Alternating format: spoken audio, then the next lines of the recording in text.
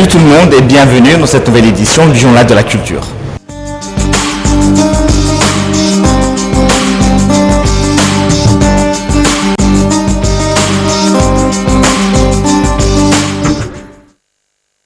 Eh bien, comme d'habitude, on va vous présenter les principales actualités artistiques dans tout le pays. Le samedi 25 juin, c'est le concert oriental que vous propose donc la troupe de musique orientale et ça se passe chez eux, à l'Institut de musique orientale. Alors, je vous conseille vraiment d'y aller si vous voulez découvrir tous les aspects et tous les beautés du maqam, ce qu'on appelle le maqam, donc la musique arabe, la gamme et les différentes gammes de musique arabe. Le dimanche 26 juin, là, on part à Alexandrie, au centre d'innovation d'Alexandrie. Pas très loin, je le rappelle pour la énième fois, pas très loin de l'Institut français d'Égypte, donc ça, vous pouvez faire d'une pierre deux coups, un colloque autour des cultures de la Méditerranée. Quelles cultures nous avons de la Méditerranée? Quels sont les points communs entre les différents pays, les différentes villes de la Méditerranée? Quelles sont les différences, les points communs? Comment on peut se rapprocher l'un de l'autre? C'est vraiment le thème de ce colloque. Le lundi 27, bien sûr, notre troupe Tanoura, notre troupe de derviches tourneurs populaires nous présente un concert et un spectacle de derviches tourneurs. Ça se passe au Palais Al-Rouri. Le mardi 28 juin, au Centre de l'innovation artistique au Palais à la Myrtaz. Cette fois-ci, c'est la troupe Al-Maulawiya. Alors, Al-Maulawiya, bien entendu, c'est un nom qui évoque les califes. C'est l'époque qui évoque plutôt, disons, un nom qui évoque toute l'époque fatimide, tous les différents califats et différentes dynasties de califats qui ont régné dans le monde arabe et qui ont apporté leur culture. Et d'ailleurs, leur culture est très présente dans le monde arabo-musulman. Et donc, disons, cette troupe va nous présenter un concert, et ça se passe encore une fois au Palais d'Al Myrtaz. Et pour conclure, le mercredi 29 juin, le centre Al-Hanagir à l'Opéra du Caire nous présente une exposition photo pour décorer, embellir ce mois de Ramadan.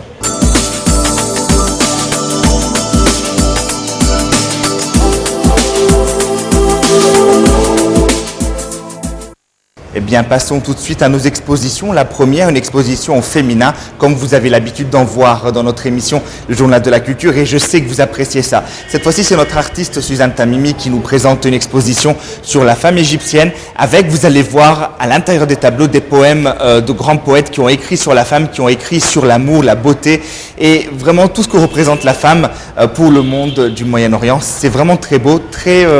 voilà, je vous laisse découvrir, j'ai pas de mots.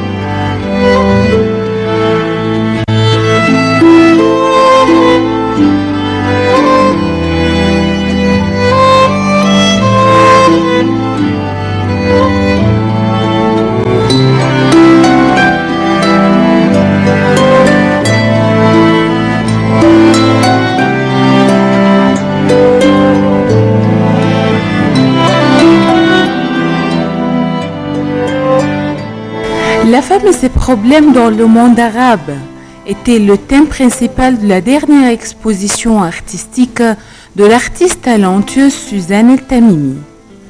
L'exposition, qui s'est tenue sous le titre d'Hymne coloré, nous a présenté plus de 50 tableaux artistiques.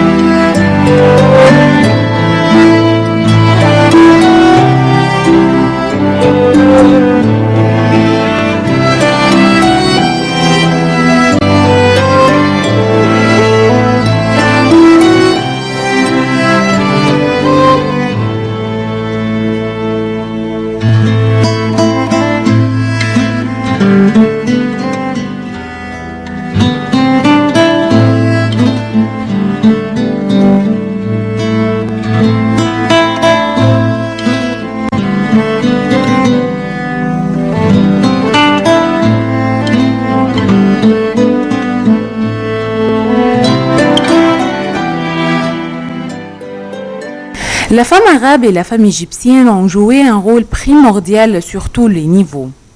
Bien sûr, la femme et ses problèmes sont toujours une question très importante pour chaque artiste. Les problèmes affrontant la femme dans notre région arabe sont similaires.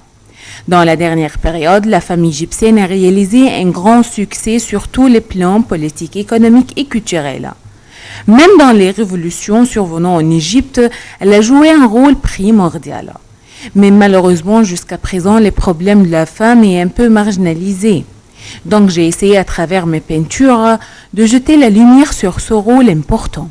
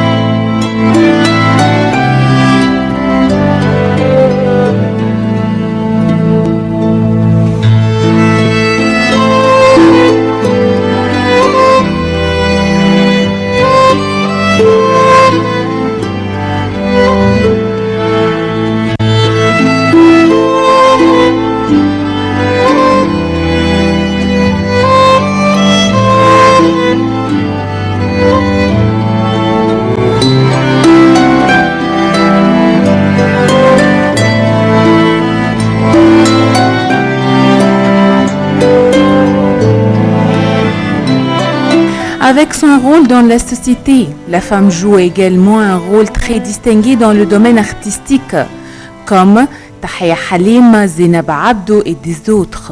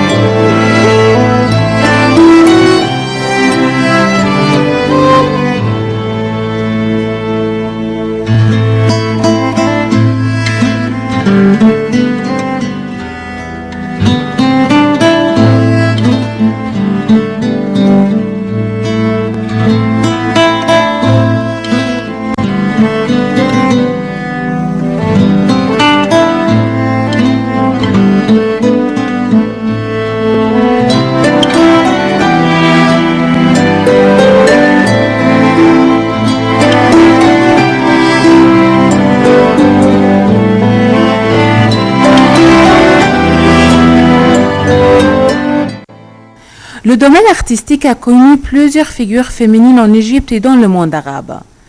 Anaïm Saïd et Nazik Hamdi sont des figures égyptiennes très importantes qui ont joué un rôle primordial dans le domaine de beaux-arts en Égypte. Et dans cette exposition, vous pouvez voir des portraits que je l'ai préparés pour ces deux belles femmes. Et aussi, il y a des autres peintures pour l'artiste Aïda Abdelkarim, professeur de beaux-arts, Zainab Abdelhamid, artiste dans le domaine de photographie, et l'artiste Aifat Neghi, professeur et artiste.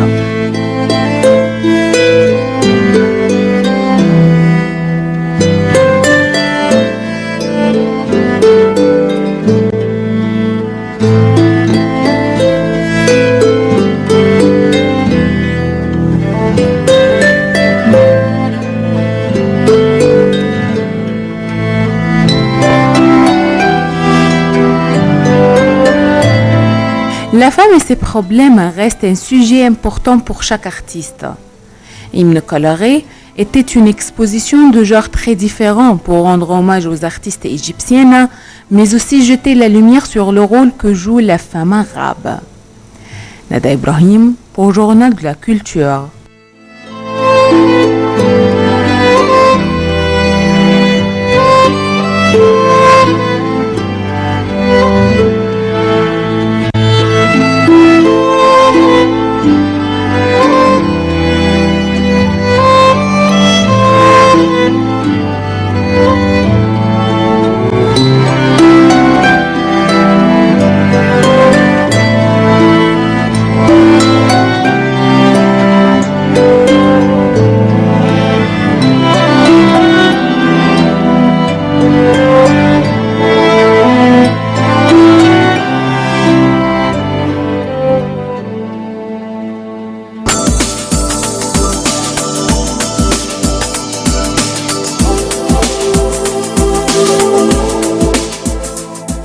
La deuxième exposition va rester fidèle à notre cadre de spiritualité du mois de Ramadan. Qui dit spiritualité peut dire art et dit surtout la calligraphie arabe. Vous savez que c'est un art millénaire, c'est un art qui évolue de siècle en siècle. L'époque moderne, les artistes de cette époque essaient de mélanger art plastique avec de l'art. Vous allez voir, notre artiste aujourd'hui s'appelle Abdelatif Club et c'est un artiste qui nous fait de la calligraphie en faisant du forage sur du carton, vraiment de la gravure sur carton. C'est vraiment très beau à voir, une technique novatrice. C'est la première fois, je crois, qu'on fait ça dans notre émission. En tout cas, une belle surprise que je vous laisse découvrir.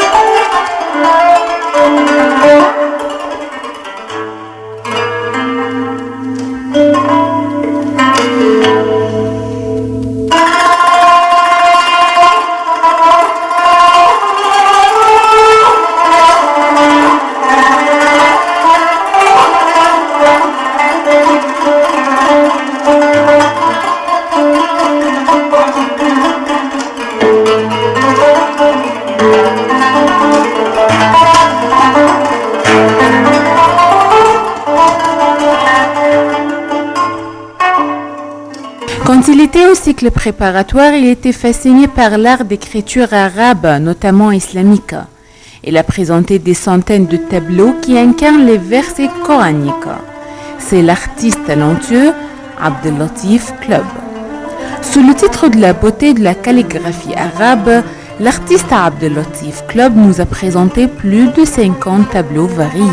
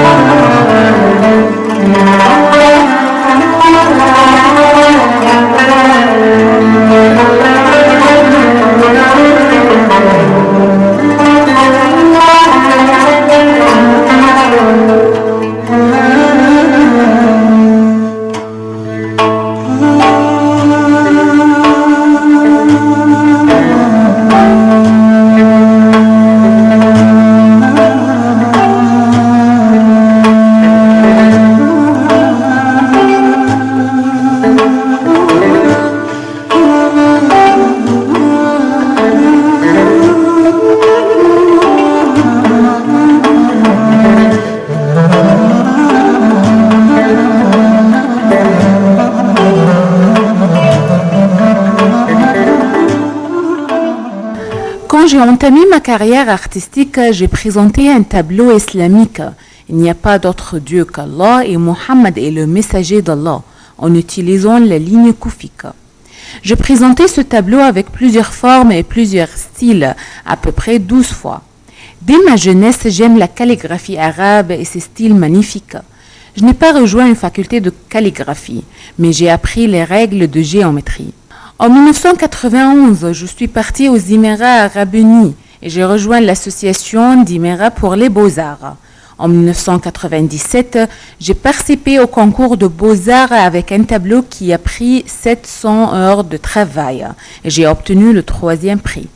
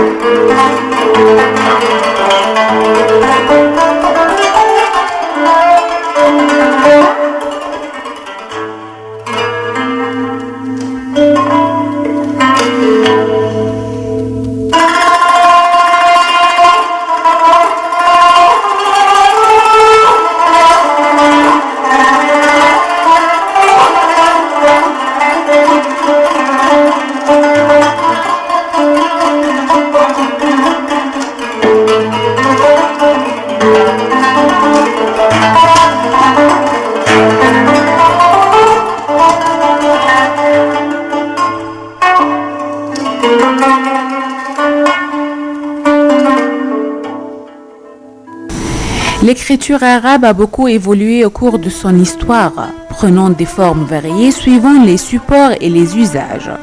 L'art de calligraphie arabe a évolué vers 2 formes maîtresses, le koufique et le naski.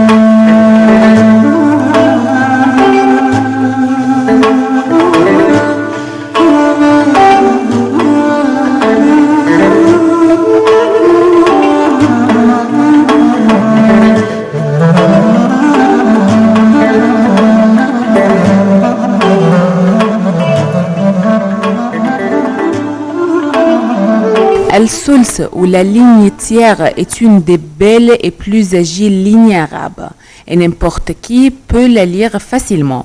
Avec cette ligne, j'ai présenté la partie Amma du Coran égyptien selon l'ordre ottoman. Le Coran égyptien est composé de 522 pages. Contrairement au Coran en Arabie Saoudite et à Syrie, il est composé de 604 pages. Selon les spécialistes, le Coran d'Égypte est le Coran le plus simple et le plus clair aux gens, en particulier aux étrangers qui apprennent l'arabe. D'ailleurs, il était le premier Coran écrit sur l'ordinateur dans le monde.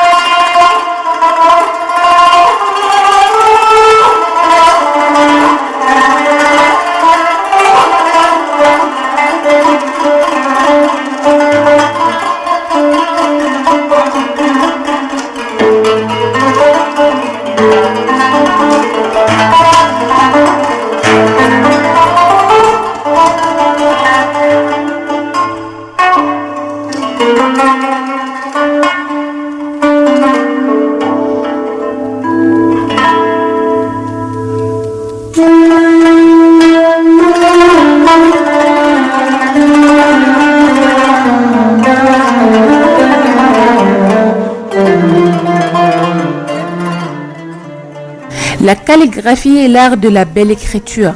L'art calligraphique se caractérise par le symbolisme des lettres et le développement de l'expressivité du texte illustré.